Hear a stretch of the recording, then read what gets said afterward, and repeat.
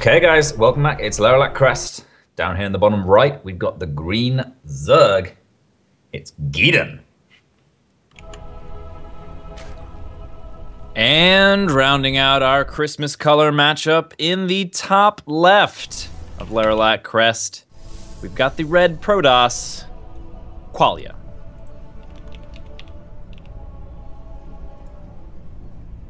Now, these two played recently, if I'm not wrong, in the DreamHack qualifier. I'm not wrong. They were talking about it in the chat earlier. I was just looking up the details of it, and Qualia posted a pretty strong result, 2-0ing, apparently quite strongly. But Geeden was saying, or Qualia was saying rather, I think that he got a bit lucky. So we'll see whether Geeden can prove those words right. For now, big 4-player map. Lots of opportunity for Geeden to get all sorts of expands up, unless Qualia really wants to try and put some pressure on. But looks like he's happy enough to macro up for now, getting his natural expansion up. Yep. Qualia's going to go ahead and get the scout off first. No early drone scouts out for Geeden, so very likely playing sort of solid style where pretty much whatever comes at him, he's comfortable with defending it.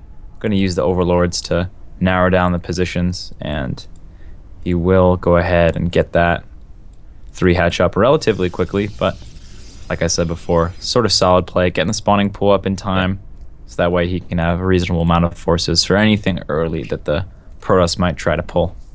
Yeah, nothing super greedy, no 3 hats for pool. Risking any kind of really hard cheeses, maybe even can rushes. Still see them now and again. But speaking of early aggression, we got an adept being chronoed out. So chrono being spent on the adept rather than the probes, the economy, indicates that that Geeden, Qualia even, third time lucky, is actually looking for some kind of return on investment here, rather than just getting an adept for a little bit of early defense. But yeah, gonna plug up that hole in the wall and be nice and safe.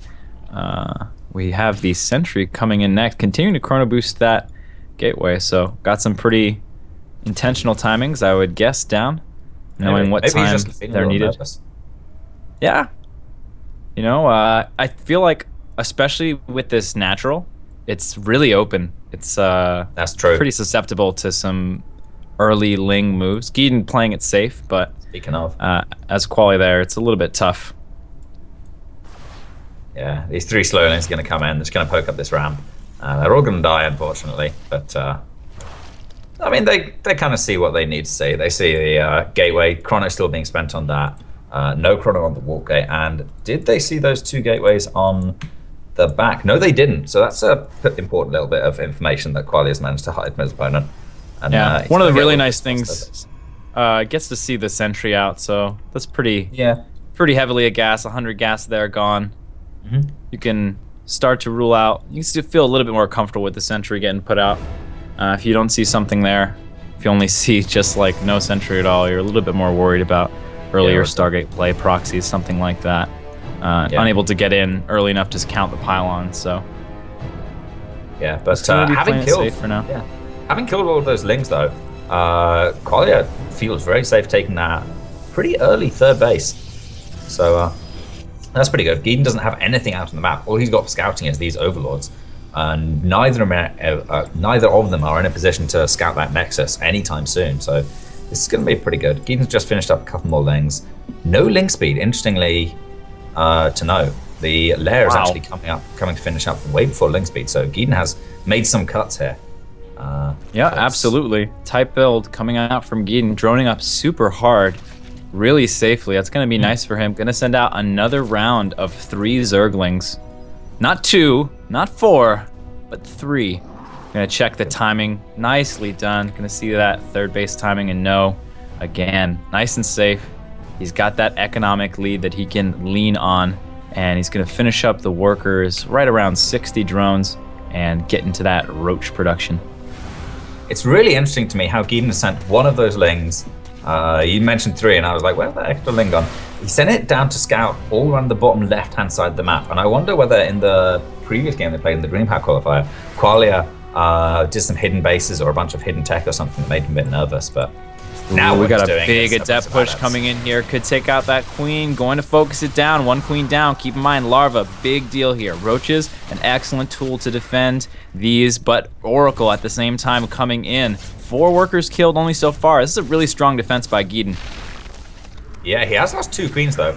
And the Oracle's still alive, still has energy. Oh. And it's gonna get, it's, you said it, the cost of this, man. Yeah, just like Oracle that. With 9 kills. 8 kills on the Oracle, or 8 work kills by the Oracle, and a queen from the Adept as well. That was a pretty nice double point attack there. Like, yeah, excellently done. He's leaving these Adepts though. That's a bit of a shame. A little bit of a misstep, yeah. Loses a couple Adepts for it, but gonna be moving across here. See if he can't get anything done. Not a whole lot to defend. Only 1 pylon in the front, which is important. Pylons are a thing. 2 pylons over here. Gonna move in. Nothing in position to defend this 3rd base at all right now. This is brutal. The warping gets cancelled as well when that pylon gets sniped. Yeah, tons and tons of probes going down. It's Geeden's turn to wreak revenge, and Nice Force Field's gonna cut up a couple roaches, but Geeden now has completely free reign of this 3rd base until these force fields he's going to expire. skyrocket ahead in economy for the entirety of this attack, and to continue to pump roaches. In the meantime, we've got Immortals and Void Rays coming out. Excellent choice of unit that'll deal with the roach quite nicely, but one of the problems here is that sometimes there's just too much stuff, and I wonder if Geeden has reached to the point of too much stuff.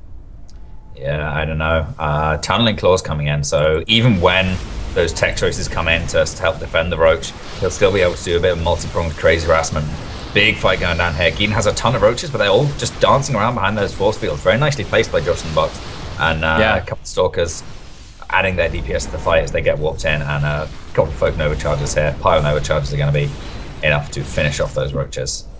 Yep, really patient use of the force fields there. Just throwing down 1 very accurately at the right time, not jumping the gun at all. Very well done. 3rd base is going to try to get rebuilt, but Geeden is all over that. It's going to get canceled here quite quickly. At least we hope he cancels. There we go. Very good. Nicely the cancel. In the meantime, though, the 4th base is coming up. The income is insane for Geeden right now. And as far as tech goes, he's just going harder into the roach, like you said, with Tunneling Claws and Burrow. More Immortals coming out, as well as the Templar Archives for our Protoss player. Yeah, it looks like he really just wants to end the game on this roach check, and it's very possible to do because Ravagers are a thing, Legs of the Void. Getting 3 of them in, just... Oh man, again, he makes it up the ramp. Oh boy. Not that it really matters because Tunneling Claw's up now, but actually Burrow not being finished. Oh! Eats those Corrosive Vials straight into that Stalker. Void Ray comes in now, no Corrosive Vials to actually take it out. And it looks like, Qualia is going to be able to defend this, but Geeden moves in again. Once more, those Corrosive Vials actually do land on the Stalker. Just 1 Stalker, but still a lot of damage. And, this is the power of Folk Nova. The battle of the pylons. This Void Ray, though, doing tons of work. 7 kills almost here. Going to be able to defend this attack. In the meantime, we have more roaches coming through, but for now it is defended. The problem is just the economies. The economy is ruling for Geeden so hard. And we're reaching that 9-minute mark, and that is when the bases become mined out. So really only on 1.5 base economy is our Protoss player at this point in time. Oh, the Tunneling Claws. Play the Jaws music in the background. I'm going to target down this Immortal right away. Ooh. Yeah, there's a bunch of pylons, Folk Nova charging here, but no detection apart from that Oracle. And yeah, Geeden just pops right up. He's going to snipe down these 2 pylons, which are powering, how many gates is that? 5 gates and the robo facility? And that is a Tastosis pylon, pylons going down. They need an in-control pylon in there or something. They need some kind of pylon, they need something. At this point, I think Qualia needs in-control himself as a but yeah, Geeden is going to take the victory there. Okay, here we are. Game number 2, Ruins of Ceres, and up here in the top right. He's going to need to win 2 in a row if he wants to advance that winners bracket match versus Kelazur. It is from Team Ascension, Sight.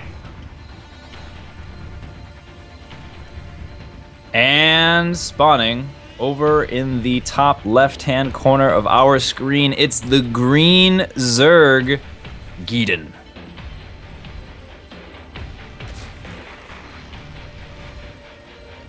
I'm kind of surprised at Ceres and Leralac making through vetoes, because I would have thought I guess those and maybe Prion are the 3 top vetoes for Protoss versus Zerg.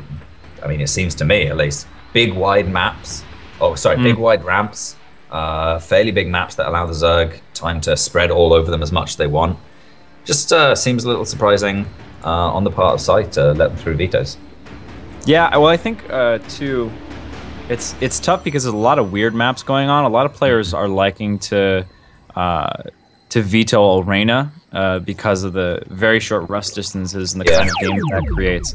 And then the other map, not Prion Terraces, Central Protocol. Oh, very yeah, strange that's to play. That's very highly vetoed as well. So once in a while, you get these chicken situations where it's like, I'm not going to veto Leralac. I'm going to make you veto it. It's like, no, I'm not going to make you. You're going to veto it. And then nobody does. And you're like, oh, we're going to play out Leralac. What the hell? Saros, though, I think it's big enough where it sort of mitigates a lot of the problems, and it allows you to sort of get into that long game. And if you think you're the better player, generally speaking, getting into a longer game, you're going to feel a lot more comfortable. Yeah, that's true. Just more opportunities to force mistakes in your opponent and to showcase that skill that is what StarCraft's all about. But for now, Geeden opened up with a similar sort of relatively safe style. Slightly slower third hatch, though. Looks like he has got that gas a bit earlier, so maybe he'll opt for link speed this game. We'll see as he gets 100 gas. But he's going to save it up and start a lair after his queen finishes. Looks like he's leaning towards that. Yeah, absolutely. Or he's really, really late on getting his link speed because he forgot it. Unlikely. Maybe. Or he's been taking build tips from me. There we go. Like, wow, I was watching Trigonal play, and he got his speed when he was at 150 gas. I don't know. I think it's a good play. Yeah, you know what? I just don't understand the mystery that is Trigonal's play. Nobody knows. Yeah, I've had those games before. You just like engage, like, oh god, I didn't get link speed. This is the end of my life.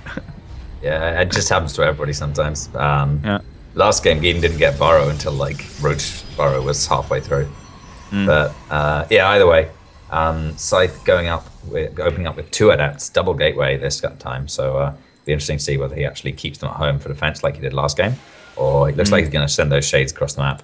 He got a fairly early pro scout to confirm the location of his opponent, so he knows where Geeden is. Not much more than that, and Geeden's going to get reaction 8. Pretty much right away. 8 lings, yep, and Roach Warren finishing up pretty much just in time. Nicely timed there, so the Roach speed can start up right away, and Roach construction as well. So this is going to put Zerg on the back foot. Just even moving these units out, not even attacking, already does a lot of damage to the economy of the Zerg. Yeah, for sure. I mean, these 8 lings and 3 roaches could have been, what, 7 drones. Looks like he's actually going to get surround on those adepts, which is a little bit slow from Scythe, but Scythe does manage to micro out of it, sends those shades back. And he's going to trade pretty well against these lings.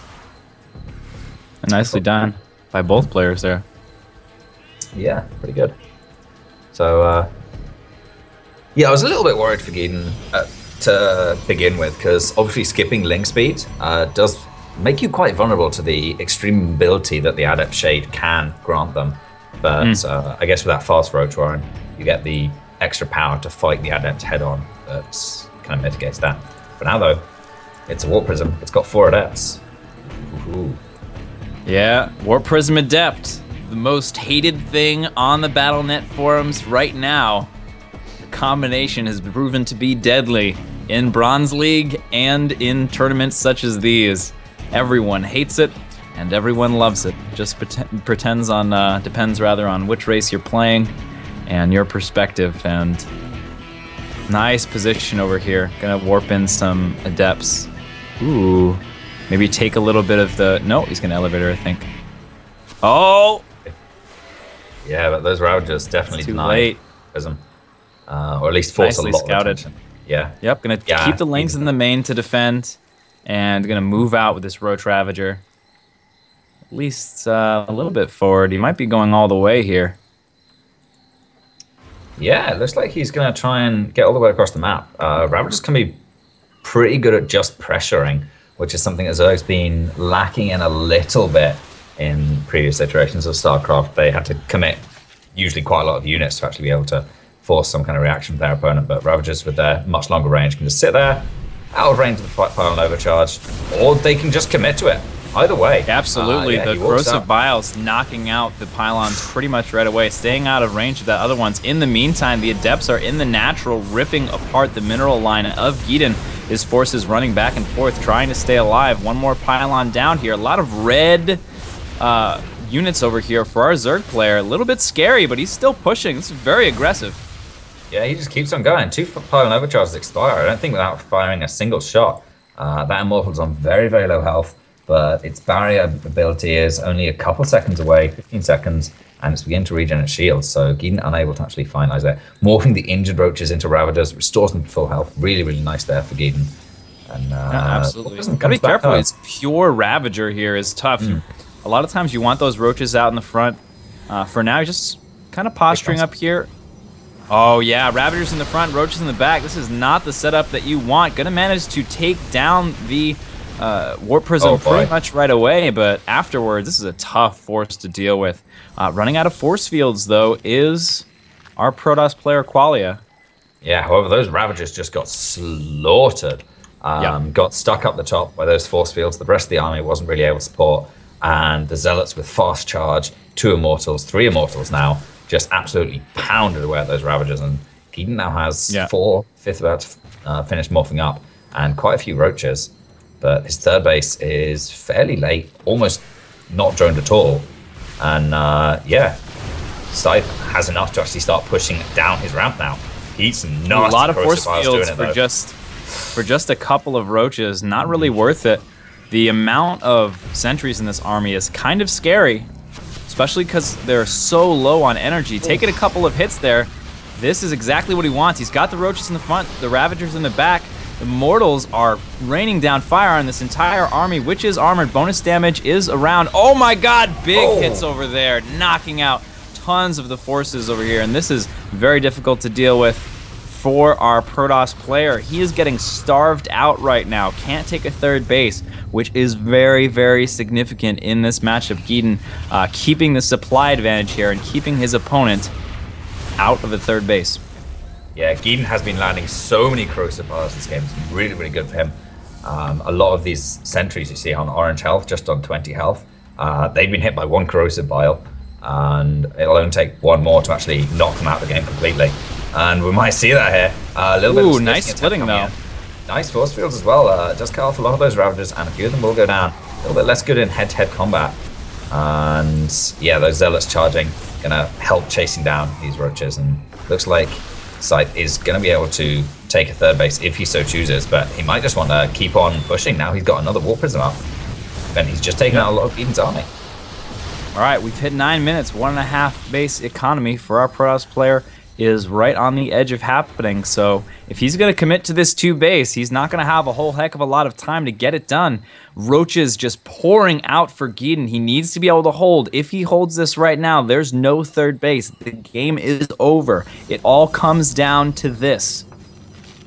Yeah, and Scythe has actually got a backup Warp Prism coming across the map. Even losing the Warp Prism he has now is not going to be much. The drones coming off the line, he knows it's all or nothing. Getting right on top of those sentries. Geeden's going to take out the Zealot tanking and get straight on top of all this army. The Immortals barrier doesn't save it, but the Warp Prism does. That's really helpful. 2 Immortals left alive and a bunch of sentries. Immortal Sentry was a good strat in Wings of Liberty, but this is Legs to the Void.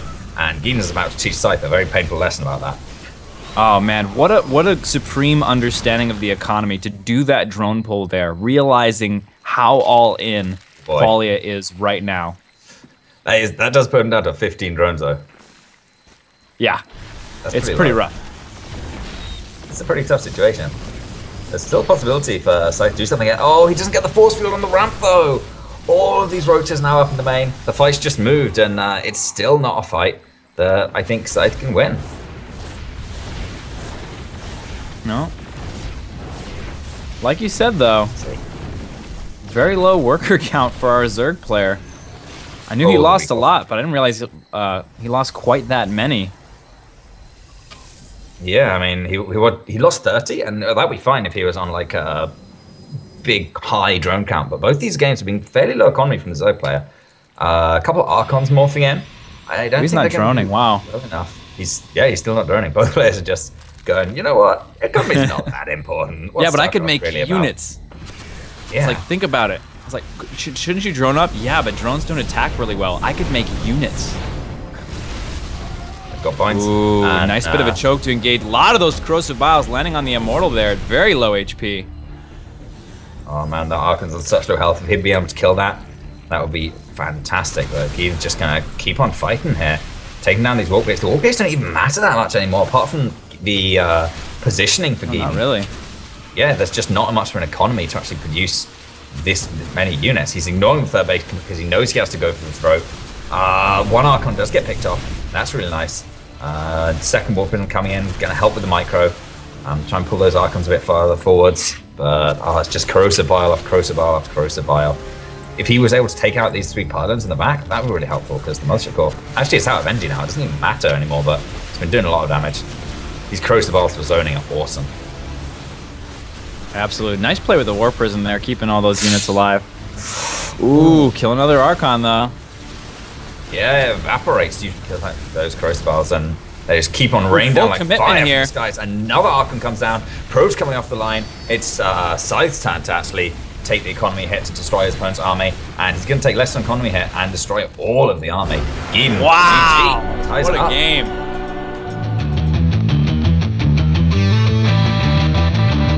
Welcome back. It's Dusk Towers this time, and up here in the top spawn, we've got the Green Zerg. His name's Geeden.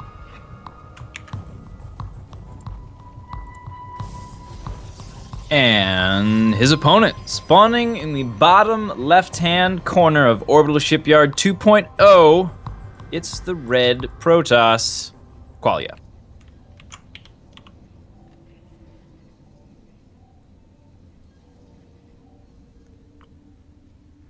Pretty back and forth game we saw previously. Both of these players have been playing fairly low economy styles.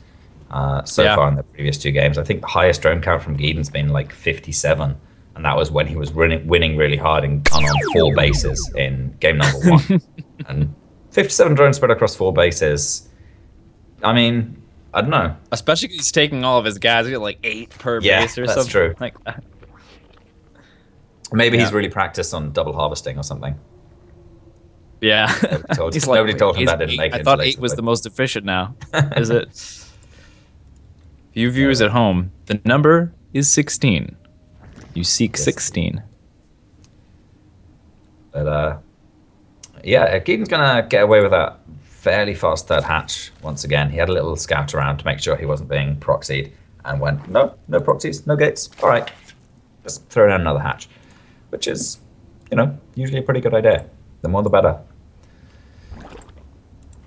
Absolutely. Gonna make a couple Scoutylings, because that's all they're going to do. And we're just gonna hang out, take our nice backyard expansions, both players building tree houses in their backyard, and now they have 2 houses. Yeah, 2 houses are almost twice as good as 1 house. Some say more.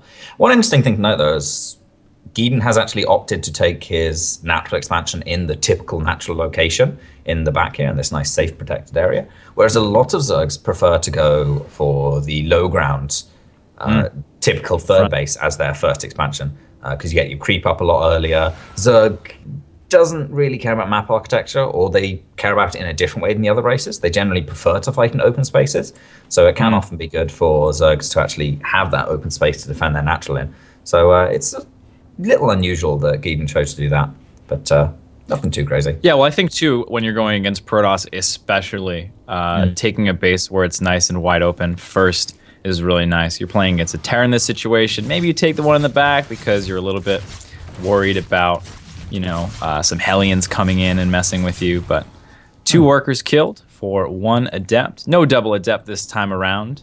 A little bit of wasted chrono boost there on the empty gateway. And Qualia is going to start taking his third.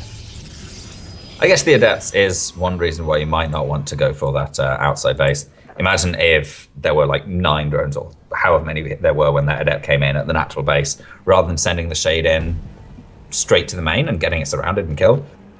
You start off at the natural, start killing a few workers there, send the Shade into the main, and then while you're being surrounded and killed, suddenly you teleport away and you've got to surround the Adept again. Maybe you get up to 3 or 4 kills rather than 2. So I think it's also slightly, it's a much longer distance between the bases, between the third base and the main than the natural base and the main. So I guess it helps get started. Yeah, it is significant. Nice creep spread getting started relatively early and nicely on time far around. Layer timing finishing up, where we'll see what is Zerg's next gas expenditure, which is really what dictates their most of their strategy. Yeah, Geeden is going to get speed this game, which is a noticeable deviation from last game. Yeah, layer first, but he does get speed. So I'm wondering what he's doing. He's also taken 3 gases. Maybe he's going to go for mutas this game. There it is. Oh, nicely done. Golf clap for Trigonal. Caster prediction, 1 for 1. Yeah. Tricky is to make predictions when they're really obvious. No. That was such a hard call. It was so nuanced. No. We don't talk about the obvious calls. They're all hard calls. Every one. You're right. Watch, he's gonna mass Corruptor, and you're gonna be like, oh god. Yeah, there's gonna be like 8 corrupt. No, actually, he might just do 8 corruptors, get them all in, and pee on the Nexus. It's gonna happen. It's the Corruptor P rush strategy. You heard it here first. If you predict that, now it's gonna score you some serious caster points. Yeah. It can be pretty interesting though, because Spire, everybody thinks, oh, Spire, that's a mutalist cavern. I've even accidentally called it a mutalist cavern before.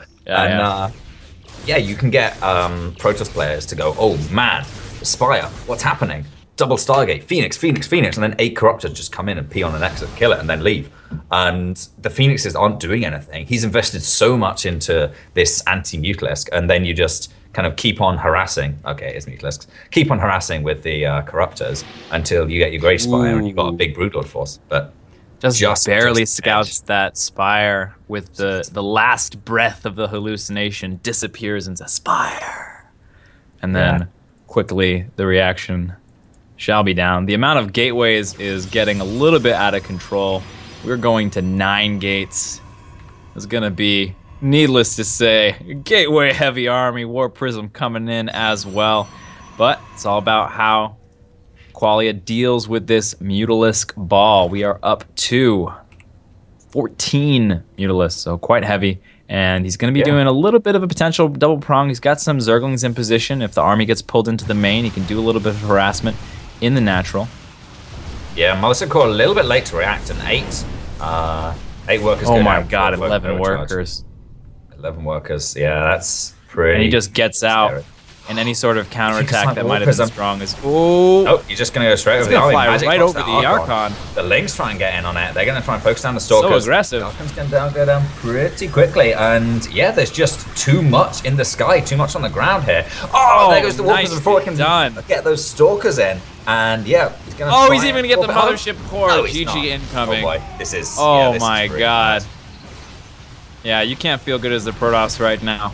Got to give it to Qualia here for staying in and fighting this out. A lesser mentality player would just GG right after that moment, but realizing it's over, GGing out. Well done there.